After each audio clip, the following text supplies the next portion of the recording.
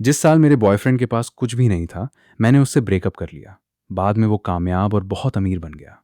उसने मुझे हर मुमकिन तरीके से मजबूर करके शादी कर ली। सब कहते थे कि मैं उसकी पहली मोहब्बत हूँ, उसकी सबसे प्यारी वाइफ हूँ। लेकिन बाद में वो हर रात अलग अलग लड़कियों को घर लाने लगा। उसने मेरा दिल तोड़ दिया और पूरे सोशल सर्कल में मुझे मजाक बना दिया। मैं ना रोटी थी, ना कोई हंगामा करती थी। बस चुपचाप स्टडी रूम में बैठी रहती और उसके कामों में कभी दाखिल नहीं देती। इस बात से वो पागल हो जाता और धीमी आवाज में मुझसे पूछता, तुम्हें जेलसी नहीं होती? लेकिन उसे नहीं पता था कि मैं बीमार थी। उसके हर दिन के रिवेंज के बीच मैं चुपचाप ये गिन रही थी कि मैं और कितने दिन जिंदा रह सकती हूँ। शेन यंजाओ से मेरी शादी को 3 साल हो चुके थे। तब उसने जो क्याओ क्याओ नाम की एक यंग और ब्यूटीफुल कॉलेज स्टूडेंट को अपने साथ रखना शुरू कर दिया। वो लड़की क्यूट और यूथफुल थी, बिल्कुल शेन यंजाओ के टाइप की। शेन यंजाओ उसे आधे साल से ज्यादा टाइम से पाल रहा था। मेरे अलावा वो ही ऐसी लड़की थी जो इतने लंबे टाइम तक शेन यंजाओ के पास रही थी। मेरे फ्रेंड्स ने मुझे वार्न किया कि मुझे केयरफुल रहना चाहिए। सबको लग रहा था कि शेन यंजाओ को जो क्याओ क्याओ से सच में फीलिंग्स हो गई हैं। पहली बार मैं जो क्याओ क्याओ से अपने बर्थडे वाले दिन मिली। सुबह से ही मेरी नाक से खून आ रहा था। मैं हॉस्पिटल गई और चेकअप करवाया। डॉक्टर ने कहा कि मैं शायद अगले साल स्प्रिंग तक ही जिंदा रह पाऊंगी। मैंने बस धीरे से सर हिलाया और कहा, कोई बात नहीं, मुझे मौत से डर नहीं लगता, बस थोड़ा दर्द से डर लगता है। मैंने सुना था कि एक बहुत महंगी मेडिसिन है जो मेरी जिंदगी के आखिरी दिनों को थोड़ा कंफर्टेबल बना सकती है, लेकिन मेरे बैंक अकाउंट में उसके लिए पैसे नहीं थे। इसलिए मैं शेन यंजाओ की कंपनी में उससे पैसे मांगने चली गई। वहां मुझे जो क्याओ क्याओ भी मिल गई। वो अभी अभी ग्रेजुएट हुई थी और शेन यंजाओ की सेक्रेटरी के तौर पर काम कर रही थी। शेन यंजाओ मीटिंग में था, इसलिए मैं बाहर बैठकर वेट करने लगी। जो क्याओ क्याओ लगातार मुझे देख रही थी। फिर उसने आसपास के कोलीग से धीरे से कहा, यही बॉस की वाइफ है? कितनी उगली है, बिल्कुल सूखी हुई लगती है, जैसे मारने वाली हो। तुम लोग कहते हो मैं इस जैसी दिखती हूँ, कहाँ से दिखती हूँ? मैं तो इससे ज्यादा ब्यूटीफुल हूँ। ग्लास वॉल में मुझे अपना रिफ्लेक्शन दिख रहा था। मैं वाकई अच्छी नहीं लग रही थी और मैं सच में मारने वाली थी। एक कलीग ने जू क्याओ क्याओ को खींचकर धीरे से कहा, तुम्हें पता नहीं बॉस कितना गुस्सा हो सकता है, संभाल कर रहना। सुना है शेन यंजाओ अपनी वाइफ से बहुत प्यार करता है। जो क्याओ क्याओ ने नाराज होकर लिप्स पर्स किए और मुझे आई रोल दिया। फिर वो मेरे लिए एक कप टी लेकर आई और बहुत स्वीट आवाज में बोली, मैंग मैंग जी, बॉस आपको इतनी देर वेट कैसे करवा सकते हैं? कितनी स्ट्रेंज बात है। पहले जब भी मैं उनसे मिलने आती थी, चाहे वो कितने भी बिजी हों, वो सबसे पहले मेरे पास आते थे। वो कहते थे कि मैं उनके लिए सबसे इंपॉर्टेंट हूँ। मुझे लगा था कि वो हर वुमन के साथ इतने केयरिंग होंगे। मैंने सोचा, शेन यंजाओ वाकई जो क्याओ क्याओ के साथ अलग बिहेव करता था। उसकी जिंदगी में बहुत सी गर्लफ्रेंड्स आती जाती रही थी। वो उन्हें मेरे खिलाफ उसे करता था। हर रात एक नई वुमन को घर लाता और बार बार मेरी रिएक्शन टेस्ट करता। शेन यंजाओ उन वुमेन के साथ कभी ज्यादा टाइम नहीं बिताता था। कभी 1-2 दिन, तो कभी 10 दिन या आधा महीना। जल्दी ही वो उनसे बोर हो जाता। लेकिन जो क्याओ क्याओ अलग थी। शेन यंजाओ ने उसे बाहर एक अलग जगह पर रखा था। वो उसके साथ डिनर करता, शॉपिंग करता और मूवीज देखता। दोनों बिल्कुल एक नॉर्मल और लविंग कपल जैसे लगते थे। शेन यंजाओ उसे पैसे भी देता था और प्यार भी। मैंने जू चाओ क्याओ की तरफ देखा और जेंटली पूछा, तुम इतनी इंपॉर्टेंट हो, फिर शेन यंजाओ तुम्हें छुपकर अपनी मिस्ट्रेस की तरह क्यों रख रहा है? तुम्हें उसे समझाना चाहिए कि जल्दी मुझसे डिवोर्स करें और तुमसे शादी करके तुम्हें अपने घर लाए। जू क्याओ क्याओ ने तुरंत जवाब दिया, जिसे प्यार नहीं मिलता वही मिस्ट्रेस होती है। एक्स्ट्रा पर्सन तो तुम हो। तुम बस इसलिए मुझसे लड़ रही हो क्योंकि तुम मुझसे पहले उसके साथ थी। और तुम तो मुझसे ज्यादा उगली हो। तुम्हारे पास मुझसे कंपीट करने के लिए है ही क्या? उसके साथ खड़ी एक लड़की ने तुरंत उसकी बाजू पकड़ी और उसे वहां से ले जाने लगी। लेकिन मुझे कोई फर्क नहीं पड़ा। मैंने बहुत पहले खुद से प्रॉमिस कर लिया था कि मैं शेन यंजाओ के लिए गुस्सा नहीं होंगी, उसके लिए दुखी नहीं होंगी और किसी दूसरी वुमन के साथ उसके लिए जेलसी में फाइट नहीं करूंगी। वो इस सब के लायक नहीं था। जो क्याओ क्याओ को खींचने के चक्कर में उसका बैलेंस बिगाड़ गया और वो जमीन पर गिर गई। उसके हाथ का टी कप टूट गया और उसकी पाम पर गहरा कट लग गया। खून जमीन पर गिरने लगा। मीटिंग रूम के ग्लास के पार से शेन यंजाओ ने उसे इंजर्ड देखा। सबके सामने उसने अपने हाथ की फाइल्स नीचे फेंक दी और दूर खोलकर बाहर आ गया। जिस कॉलीग ने जू क्याओ क्याओ को खींच कर गिराया था, वो डर के मारे 2 कदम पीछे हट गई। उसका चेहरा सफेद पड़ गया। मैंने ठंडी आवाज में कहा, मैंने किया है और जो हुआ वो इसकी गलती थी। जू क्याओ क्याओ रो रही थी। इतनी क्यूट लग रही थी कि इतनी अनरीजनेबल बात भी उसके मुंह से बहादुर और इनोसेंट लग रही थी। शेन यंजाओ उसकी बात पर हंस दिया और उसके आंसू पोंछने के लिए हाथ बढ़ाया। मुझे समझ आ गया कि वो उसके साथ वाकई अलग था। मैंने अपनी आंखें बंद कर ली और उससे इग्नोर कर दिया। बस शेन यंजाओ से कहा, इस साल मेरे बर्थडे पर मुझे 5 लाख युआन चाहिए। अजीब बात थी। हम हस्बैंड वाइफ थे, लेकिन हमारे पास एक दूसरे के कॉन्टैक्ट डिटेल्स तक नहीं थे। मैं उससे सिर्फ पैसे मांगने के लिए कॉन्टैक्ट करती थी। शादी से पहले हमने एक डील की थी। उसे मेरा साथ चाहिए था और मुझे उसके पैसे। शेन यंजाओ हमेशा मुझे गोल्ड डिगर समझता था, लेकिन पहले जब भी मैं पैसे मांगती थी, चाहे अमाउंट कितना भी हो, वो बिना सवाल किए मुझे दे देता था। लेकिन इस बार उसने कहा, पैसे चाहिए? ठीक है, लेकिन पहले एन मैंग अपना ये घमंड नीचे रखो और चाओ क्याओ से सॉरी बोलो। वो 2 मिलियन युआन देकर मेरी सेल्फ रिस्पेक्ट खरीदना चाहता था।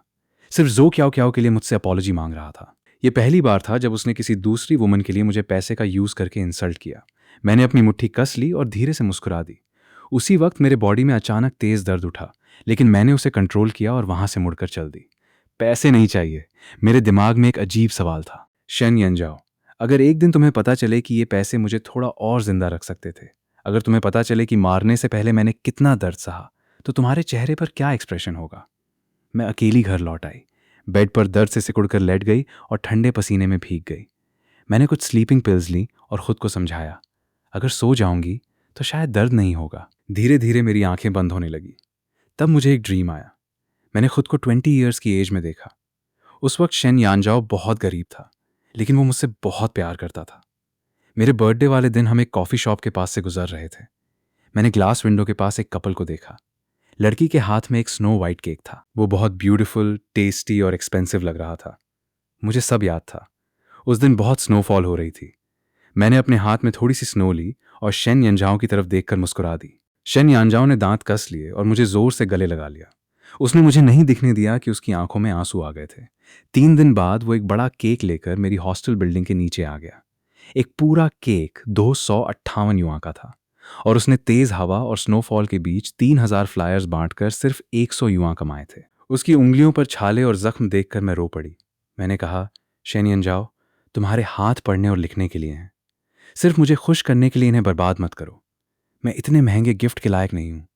शेन यंजाओ ने तुरंत भावे सिकोड़ कर कहा, अनमैंग, तुम दुनिया की सबसे अच्छी लड़की हो। तुम दुनिया की हर अच्छी चीज डिजर्व करती हो। लेकिन फिर मैं प्रेजेंट में लौट आई। शेन यंजाओ वापस आ चुका था। उसने जू क्याओ क्याओ के लिए एक बड़ा घर खरीद दिया था। दोनों वहीं साथ रहते थे। जू क्याओ क्याओ उसके लिए खाना बनाती, उसे खुश करती और उसके घर लौटने का वेट करती। शेन यंजाओ की लाइफ बहुत अच्छी चल रही थी। वो काफी टाइम से घर नहीं आया था।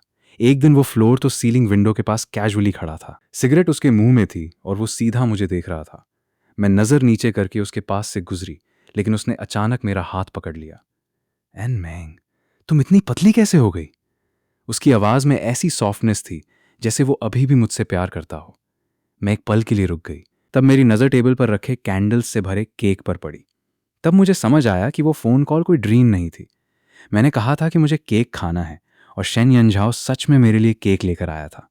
क्या ये उसकी तरफ से पैचअप की कोशिश थी? लेकिन मैं तो मरने वाली थी। मुझे अब केक की जरूरत नहीं थी। मुझे शेन यंजाओ की भी जरूरत नहीं थी। मैंने केक उठाया और सीधा डस्टबिन में फेंक दिया। शेन यंजाओ ने दांत कस लिए और मुझे वॉल के अगेंस्ट दबा दिया। गुस्से में वो बोला, तुमने मेरा मजाक बनाया? मैंने कहा, हाँ, क्या हुआ? मैंने कहा था मुझे केक चाहिए, तो तुम केक लेने चले गए। तुम अब भी पहले जैसे ही स्टूपिड हो। मैं जानबूझकर उसके दिल में चुभने वाली बातें बोल रही थी। वो गुस्से से पागल हो गया। उसने मेरा चेहरा जोर से पकड़ा और मुझे बेडरूम में खींच कर ले गया। मैं डर गई। शेन यंजाओ, तुम बहुत घटिया हो। मुझे टच मत करो। मुझे तुमसे नफरत है। उसने गुस्से में कहा, तुम्हें पता भी है जब तुमने कहा कि तुम केक खाना चाहती हो तो मैं कितना खुश हुआ था, और तुमने मुझे बेवकूफ बना दिया। उसकी आंखें लाल हो गई थी। मैं अपने आंसू रोककर उसे घूरती रही। वो धीरे धीरे मेरी तरफ झुकने लगा।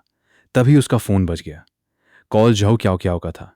शेन यंजाओ कुछ सेकंड्स रुका और फिर कॉल रिसीव कर लिया। मैंने जू क्याओ क्याओ को रोते हुए कहते सुना, मिस्टर शेन, क्या आप सच में मेंग मैंग जी के लिए मुझे छोड़ देंगे? आप तो मुझे पसंद करते हैं। मैं अभी बार में हूं और मैंने बहुत ड्रिंक कर ली है। एक आदमी मुझे परेशान कर रहा है। प्लीज मुझे घर ले जाने आइए। फिर शेन यंजाओ ने मेरी तरफ देखा और कहा, अनमैंग, मुझे रोको। मुझे यहीं रहने के लिए बोलो। बस तुम मुझे रोक लो, मैं नहीं जाऊंगा। जैसे वो भूल गया हो कि बहुत पहले मैं भी अपनी डिग्निटी छोड़कर उसके सामने गिड़गिड़ा चुकी थी।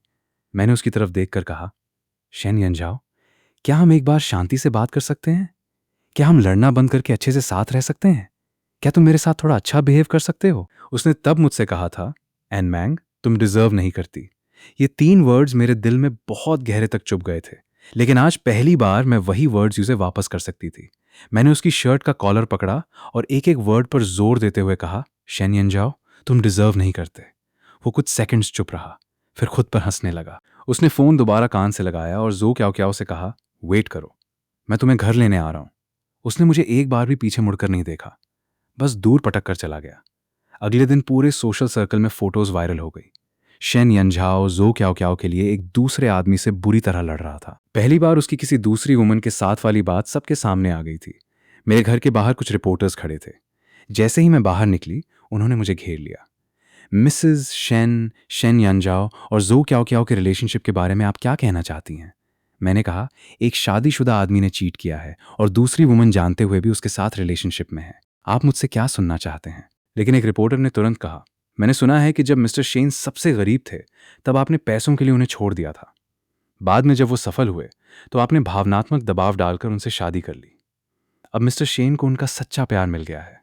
वो और कियाओ कियाओ एक परफेक्ट कपल हैं। आप ही मिसेस शेन की पोजीशन छोड़ना नहीं चाहती और दूसरों को मिस्ट्रेस बोलती हैं। क्या आपको नहीं लगता कि आप उन्हें बुली कर रही हैं? मैं रुक गई। मैंने उस लड़की के सीने पर लगा प्रेस आईडी कार्ड पकड़ लिया। वो एक इंटर्न रिपोर्टर थी। उसके आईडी कार्ड के केस के पीछे नानशान यूनिवर्सिटी का स्टूडेंट कार्ड भी लगा हुआ था। मैंने शांत आवाज में पूछा, तुम झो कियाओ कियाओ की दोस्त हो, है ना? मैंने कहा, शेन यानझाओ ने मुझसे शादी करने के लिए बहुत कुछ किया था। तुम्हें क्या लगता है मैं उससे शादी करना चाहती थी? ये बात मेरे सोशल सर्कल के सभी लोग जानते हैं। तुम नहीं जानती? या फिर अपनी दोस्त को मिस्ट्रेस से वाइफ बनाने के लिए तुम खास तौर पर मुझे बदनाम करने आई हो? उसका चेहरा बदल गया। वो घबरा कर अपना आईडी कार्ड मुझसे छीनने लगी। उसने कहा, मैं उसकी दोस्त हूं, लेकिन मैं रिपोर्टर भी हूं। जो मैं कह रही हूं वो ऑब्जेक्टिव है। अगर आप सच में मिस्टर शेन से शादी नहीं करना चाहती थीं, तो जब उन्हें कोई और पसंद आ गई, आप उन्हें तलाक क्यों नहीं दे देती? मैं हल्की सी मुस्कुराई और जवाब देने ही वाली थी कि अचानक मेरी नाक से फिर खून निकलने लगा। मैं बहुत कमजोर लग रही थी। किसी ने मजाक उड़ाते हुए कहा, मिसेस शेन कहती हैं कि उन्हें कोई फर्क नहीं पड़ता। कहती हैं कि उनकी शादी जबरदस्ती हुई थी। फिर इतना गुस्सा क्यों? नाक से भी खून आ रहा है। मैंने अपनी उंगली से होंठों पर गिरा, खून पोंछा और शांत आवाज में कहा, मुझे गुस्सा नहीं आया। मैं बीमार हूं। मैं मरने वाली हूं। आजकल मेरी नाक से बार बार खून निकलता है। पूरा क्राउड अचानक चुप हो गया। किसी की हंसी नहीं निकली। लेकिन वो रिपोर्टर लड़की फिर भी बोली, ड्रामा मत करो। सिर्फ नाक से खून निकला है और तुम बीमार और बेचारी बनने लगी। ऐसी महिलाएं मुझे बिल्कुल पसंद नहीं। सिर्फ एक आदमी को पाने के लिए हर वक्त मरने का ड्रामा करती रहती हो। इतना कहकर वो अपनी पॉनीटेल हिलाती हुई वहां से चली गई। उसकी पीठ देखकर मुझे झो कियाओ कियाओ की याद आ गई। दोनों मुझे बराबर इरिटेटिंग लगती थीं। रिपोर्टर्स के साथ मेरी बहस का वीडियो जल्दी ही इंटरनेट पर वायरल हो गया। शेन यानझाओ ने सार्वजनिक रूप से जवाब दिया, मैं अपनी पत्नी से कभी तलाक नहीं लूंगा। कृपया उसे दोबारा परेशान मत करो। उसी दोपहर झो कियाओ कियाओ की रिपोर्टर दोस्त को नौकरी से निकाल दिया गया। लेकिन इंटरनेट पर बहुत लोग मुझे गालियां देने लगे। क्या डिस्गस्टिंग महिला है। शादी नहीं करनी थी तो की क्यों? ऐसे एक्ट कर रही है जैसे किसी ने गन पॉइंट पर शादी करवाई हो। कह रही है कि वो शेन बॉस की फर्स्ट लव है। मुझे तो ये फेक इनोसेंट लगती है। शेन बॉस उसकी इतनी प्रोटेक्शन कर रहे हैं, मुझे तो जलन हो रही है। ये महिला पहले पैसों के लिए शेन बॉस को छोड़ गई थी और अब पैसों के लिए उनसे शादी कर ली। तभी एक व्यक्ति ने कमेंट किया, तुम सब अपनी जुबान संभालो, सच नहीं पता तो चुप रहो। लोग उस कमेंट के नीचे पूछने लगे, सच क्या है?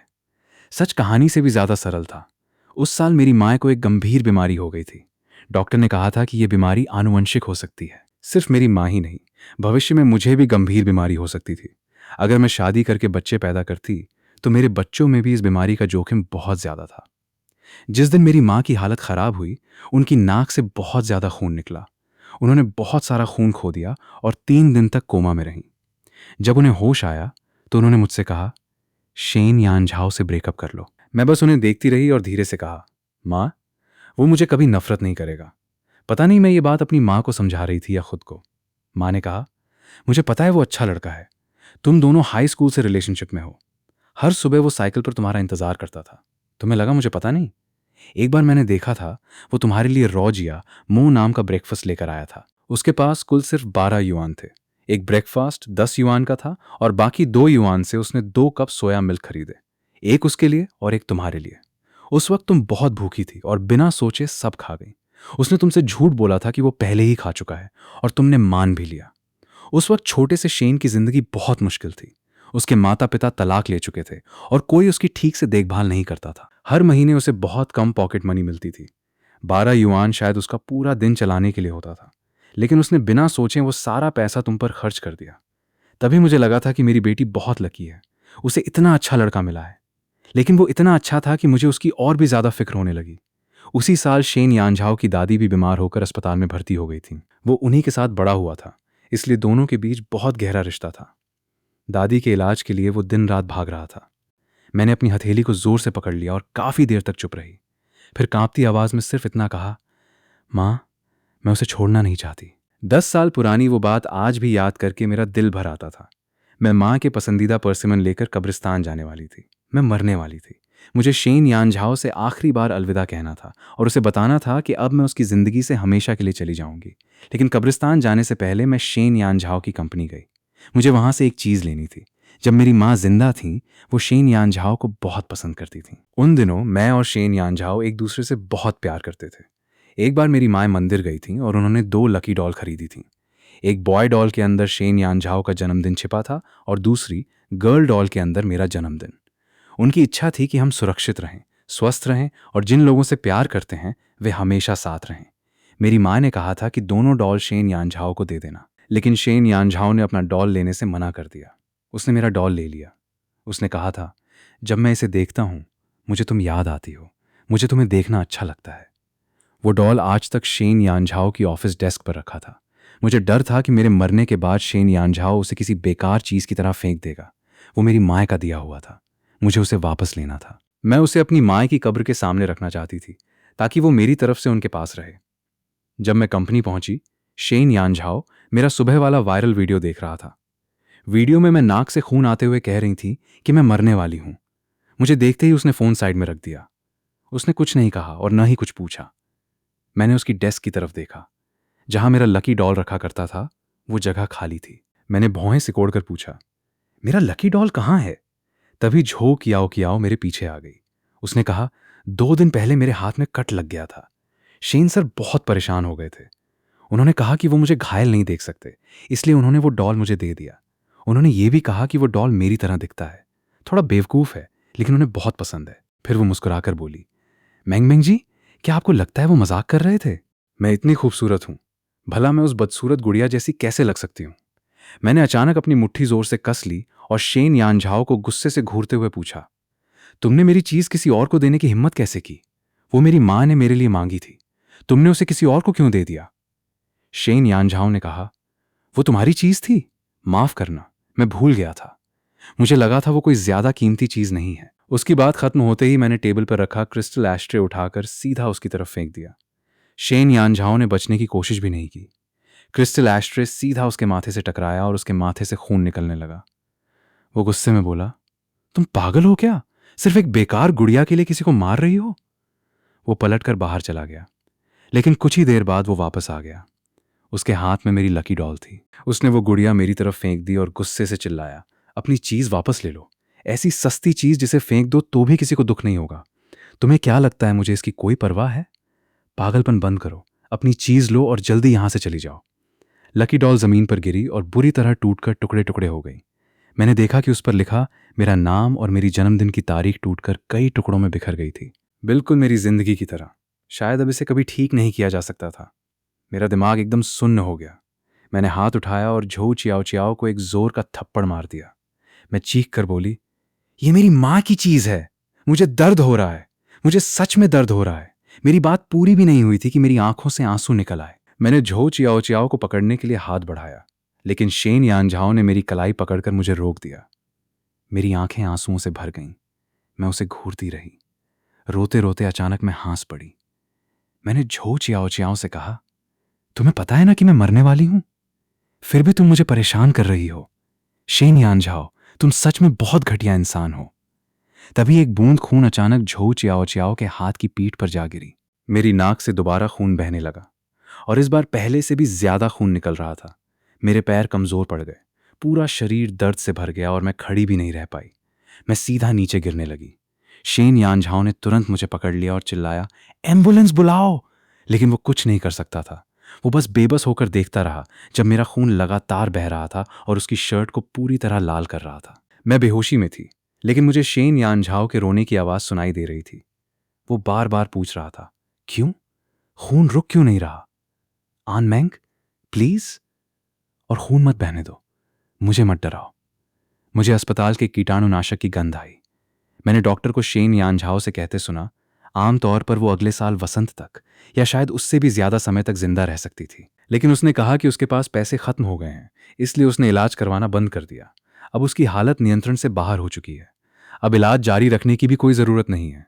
शेन यानझाओ ने तुरंत पूछा, तो आप कह रहे हैं कि मेरी पत्नी मरने वाली है? डॉक्टर के कुछ कहने से पहले ही वो गुस्से में चिल्लाया, मुझे मेरी पत्नी जिंदा चाहिए, तुम इलाज कर सकते हो तो करो, वरना यहां से निकल जाओ। उस दिन शेन यानझाओ ने लगभग पूरा अस्पताल का कमरा तोड़ दिया। उसने अनगिनत विशेषज्ञ टीमों को बुलाया।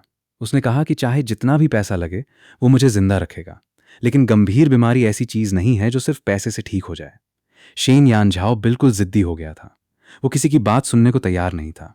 वो मुझे अस्पताल से छुट्टी दिलवाना चाहता था और इलाज के लिए विदेश ले जाना चाहता था। उसके पास पैसा भी था और ताकत भी। अस्पताल में वो कितना भी हंगामा करता, किसी की हिम्मत नहीं थी उसे रोकने की।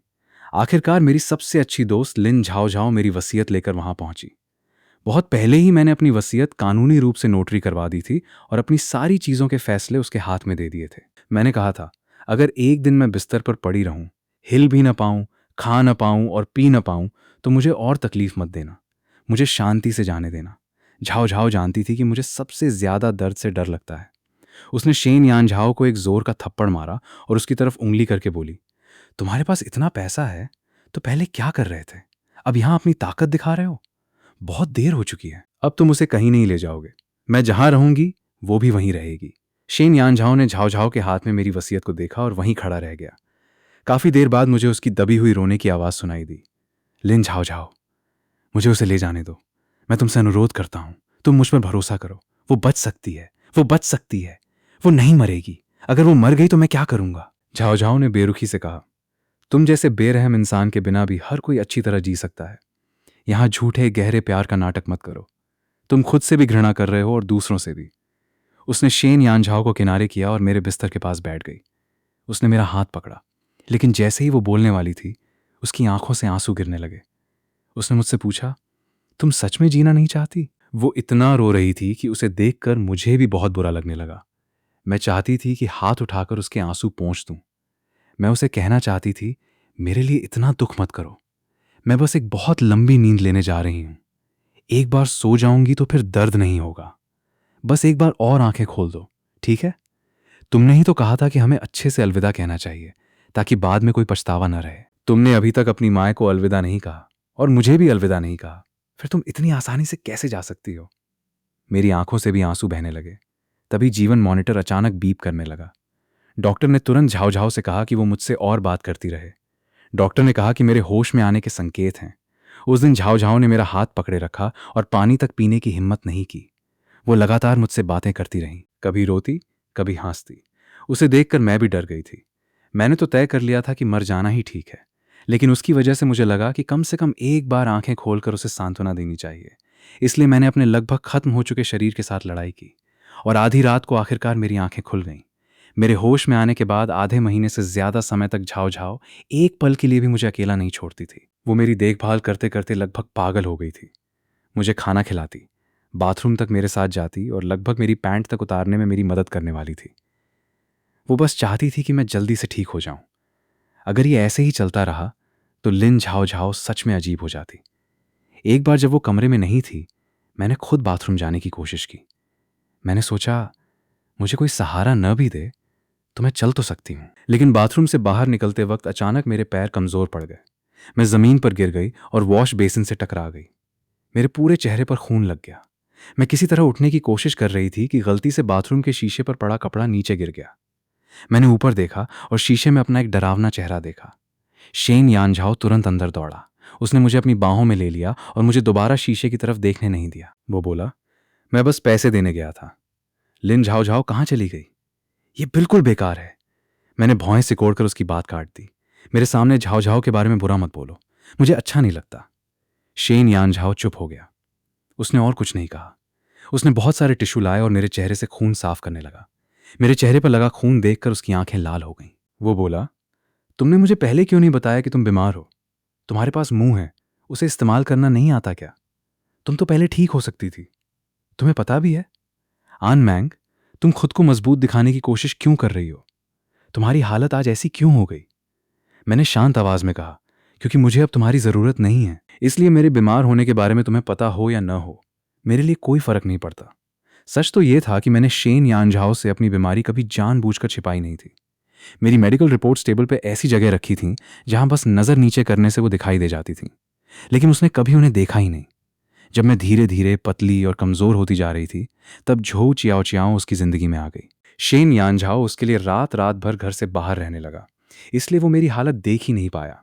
मैं अनगिनत बार जमीन पर गिरती थी और दर्द से तड़पती थी, लेकिन वो पलटकर मुझे व्यंग्य से कहता, हाँ आन मैंग, तुम तो बहुत ताकतवर हो। जब मुझे छोड़ना हो छोड़ देती हो, जब मुझे दूर जाने को कहना हो कह देती हो। मुझे पता है तुम्हें मेरी जरूरत नहीं है।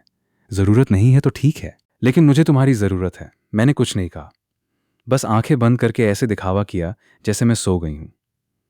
शेन यानझाओ अभी भी नहीं जानता था कि मैंने उससे पहले ब्रेकअप क्यों किया था। जब वो सफल होकर वापस आया था और मुझे ढूंढने आया था, तब मैं उससे एक सही स्पष्टीकरण देना चाहती थी। मैं उसे सब कुछ बताना चाहती थी। मैं बताना चाहती थी कि ब्रेकअप के वक्त मैंने जो भी कठोर बातें कही थीं, वे सब झूठ थीं। वो बहुत अच्छा था। वो दुनिया की सबसे अच्छी लड़की का हकदार था।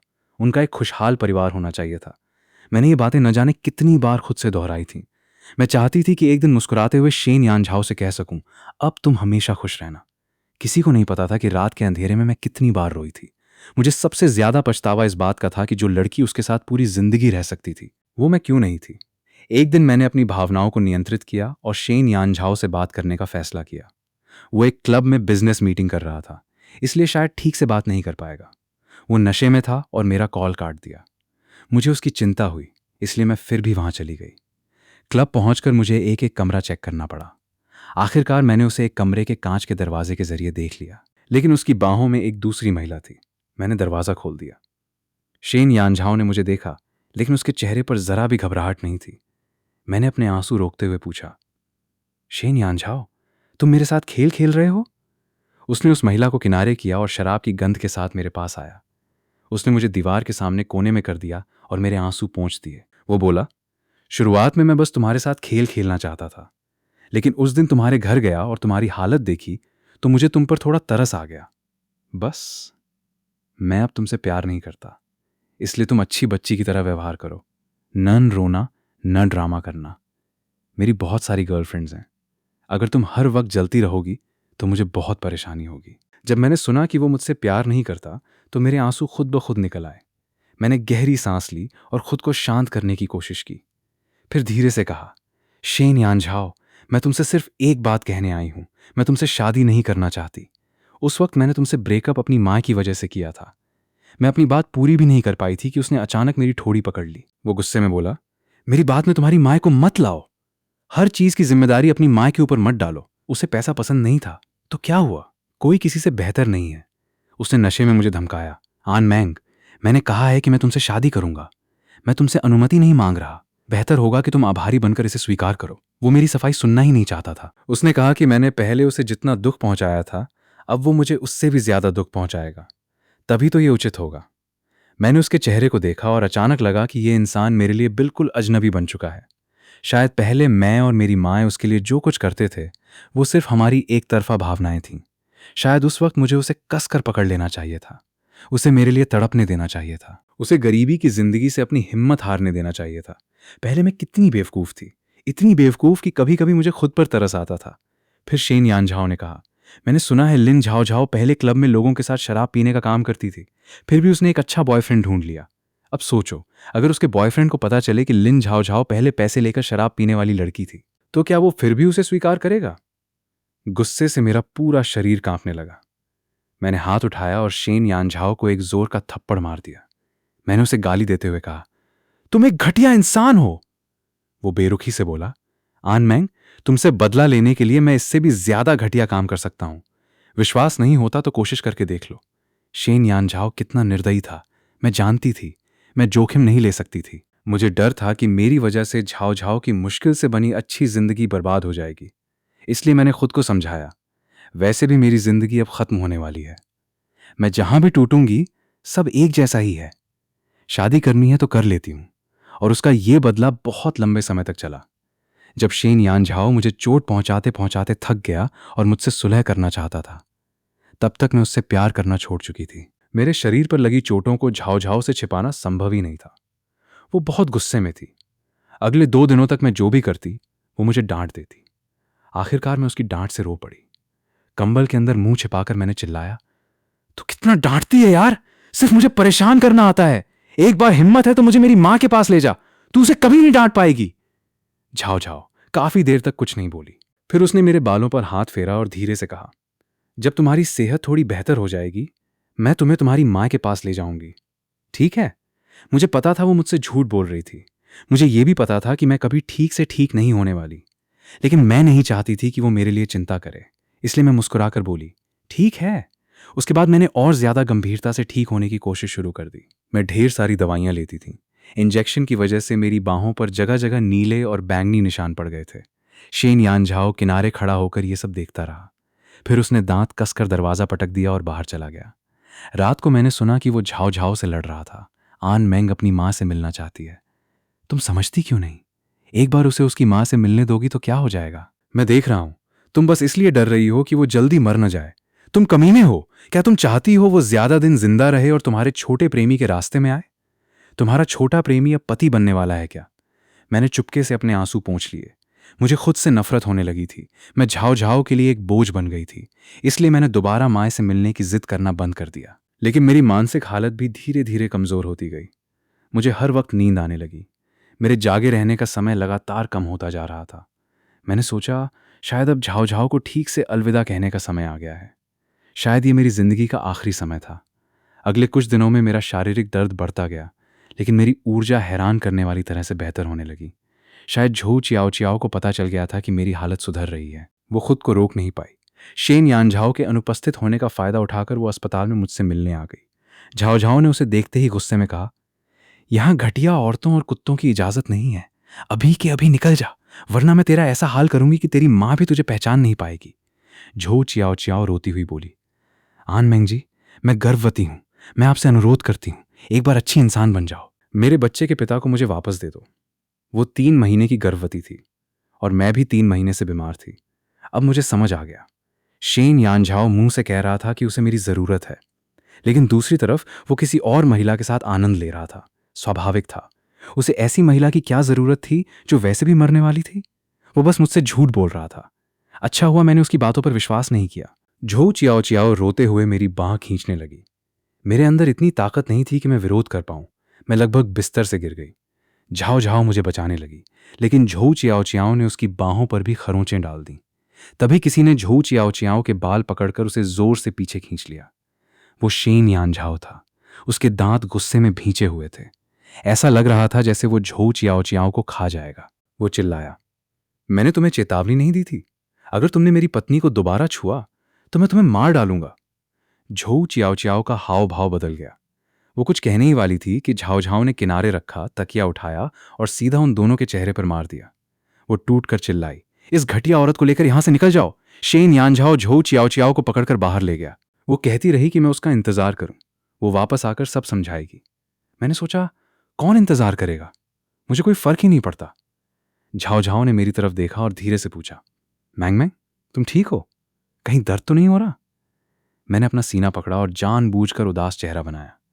फिर उससे नखरे करते हुए कहा, मेरा दिल बहुत दुख रहा है, इसका इलाज सिर्फ शॉपिंग है।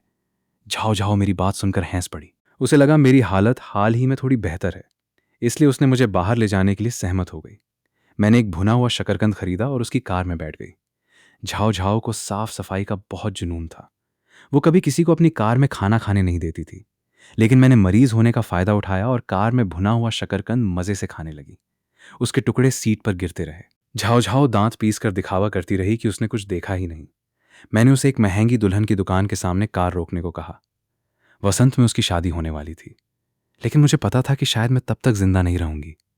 मैं बस एक बार उसे शादी की पोशाक में देखना चाहती थी। झाओ झाओ ने भी मुझसे नहीं पूछा कि मैं उसे यहां क्यों लाई हूं। बस लाल आंखों के साथ मेरे पीछे दुकान के अंदर आ गई। मैंने उसके लिए एक बिना पट्टियों वाली रेशमी शादी की पोशाक चुनी। मेरा फैशन सेंस काफी अच्छा था। चियाओ चियाओ वेडिंग ड्रेस में बहुत खूबसूरत लग रही थी। मैंने उसके साथ एक फोटो खिंचवाई। बिल्कुल ऐसा लग रहा था जैसे मैं अभी भी उसकी शादी में उसकी विदाई कर सकती हूँ। मैंने उससे पूछा, क्या तुम इसे खरीदना चाहती हो? उसने मुझे आंखें दिखाई और धीरे से कहा, खरीदना क्या? बहुत महंगी है। बस कुछ और फोटो ले लेते हैं। मैं मुस्कुरा दी। फिर उसे चेंजिंग रूम में खुद को वेडिंग ड्रेस में देखकर खुश होने के लिए वहीं छोड़ दिया और चुपके से ड्रेस के पैसे पे कर दिए। वो दुनिया की सबसे अच्छी लड़की थी और वो दुनिया की सबसे खूबसूरत वेडिंग ड्रेस डिजर्व करती थी। मैं अपने सीने में उठ रहे असहनीय दर्द को सहकर वेडिंग ड्रेस की दुकान से बाहर निकल गई। फिर टैक्सी लेकर कब्रिस्तान में माँ से मिलने चली गई। इस बार सच में अलविदा कहना था, कोई मजाक नहीं और रोना भी नहीं। अन मैंग के मरने के बाद शेन यानझाओ अक्सर सोचती थी कि जब अन मैंग ने ऑर्गन डोनेशन एग्रीमेंट साइन किया था तब वो आखिर क्या सोच रही थी। उसे ये बिल्कुल नहीं पता था कि जिस दिन उसने झोउ चियाओ चियाओ को खींचकर वहां से बाहर निकाला था वो अन मैंग को देखने का उसका आखिरी दिन था। बाद में उसे इस बात का बहुत पछतावा हुआ कि उसने उस वक्त अन मैंग को सच क्यों नहीं बताया। झोउ चियाओ चियाओ सच में प्रेग्नेंट थी, लेकिन उसके पेट में बच्चा शेन यानझाओ का नहीं था। उस रात बार में झोउ चियाओ चियाओ ने बहुत ज्यादा शराब पी ली थी। उसके बाद एक आदमी उसे बाथरूम में खींच कर ले गया था। जब शेन यानझाओ वहां पहुंची तब तक बहुत देर हो चुकी थी।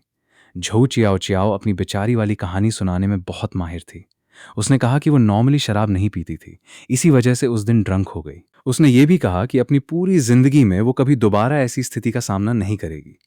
शेन यानझाओ को जाहिर तौर पर पता था कि वो इमोशनल ब्लैकमेल कर रही है, लेकिन उसे रोते हुए देखकर अचानक शेन यानझाओ को अन मैंग याद आ गई।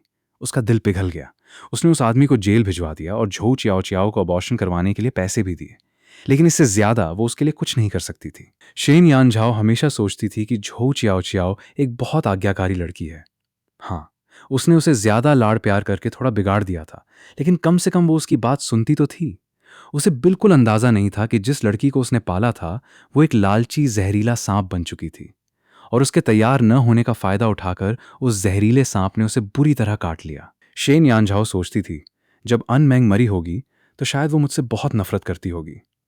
फिर वो खुद ही सोचती, लेकिन उस वक्त तो मैंने ही उसे छोड़ दिया था, फिर वो मुझसे नफरत क्यों करेगी। रात को सपने में शेन यानझाओ बार बार अन मैंग से पूछती, तुमने उस वक्त मुझसे ब्रेकअप क्यों किया था? सच बताओ, तुम मुझसे प्यार करती थी ना? लेकिन अगले ही पल लिन झाओ झाओ अन मैंग को अपने पीछे छिपा लेती और शेन यानझाओ की तरफ उंगली करके चिल्लाती, तुम तब क्या कर रही थी? जब वो तुम्हें बताना चाहती थी तब तुमने उसकी बात नहीं सुनी। अब जब वो मर चुकी है तो दोबारा पूछने आ रही हो? तुम्हें शर्म नहीं आती? और इसी वक्त शेन यानझाओ अचानक अपने सपने से जाग गई। वो लिन झाओ झाओ से नहीं डरती थी। उसे डर था कि कहीं अन मैंग खुद उससे ये न कह दे कि वो बहुत पहले ही उससे प्यार करना छोड़ चुकी थी। शेन यानझाओ ने सड़क पर अन मैंग के उगाए हुए सक्यूलेंट पौधे छोड़ रखे थे। जब उसने उन्हें देखा तब तक वे सब मर चुके थे। उसने सुना था कि सक्यूलेंट्स की जिंदगी बहुत मजबूत होती है, इसलिए उसने सोचा कि शायद वो इन्हें दोबारा जिंदा कर सकती है। हर रात घर लौटने के बाद वो उन सक्यूलेंट पौधों के सामने बैठती और उनसे बातें करती। एक बार बहुत धूप वाली दोपहर में उसने अन मैंग को भी बिल्कुल ऐसे ही करते हुए देखा था। अन मैंग अपने पैरों को पकड़कर वहीं बैठी हुई थी और फिर उसने अन मैंग को तब देखा था जब वो एक दूसरी महिला को अपने साथ लेकर घर वापस आई थी।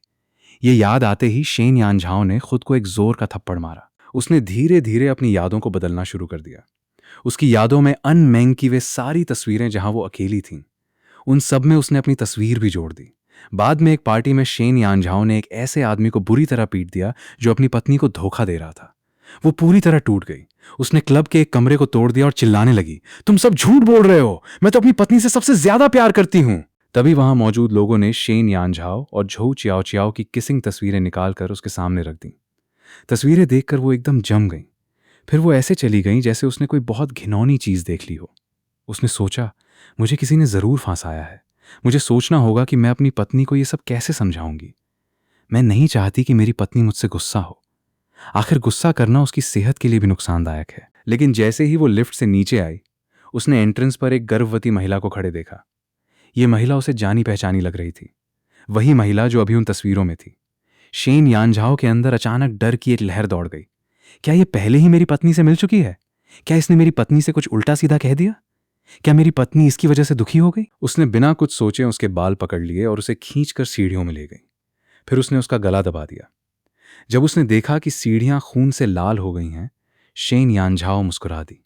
परफेक्ट, अब कोई भी अन मैंग और मेरे रिश्ते को बर्बाद नहीं कर पाएगा। 2 हफ्ते बाद शेन यानझाओ को मानसिक अस्पताल में भर्ती कर दिया गया। उसकी बातें और व्यवहार देखने में सामान्य इंसान जैसे ही थे। बस एक चीज अजीब थी, उसकी आंखें बुरी तरह खराब हो चुकी थीं और उसके सीने का एक हिस्सा भी गायब था। ऐसा लग रहा था जैसे उसके अंदर से एक दिल ही निकाल दिया गया हो। शेन यानझाओ हमेशा अनमेंग की चीज को अपने बिस्तर के पास रखती थी।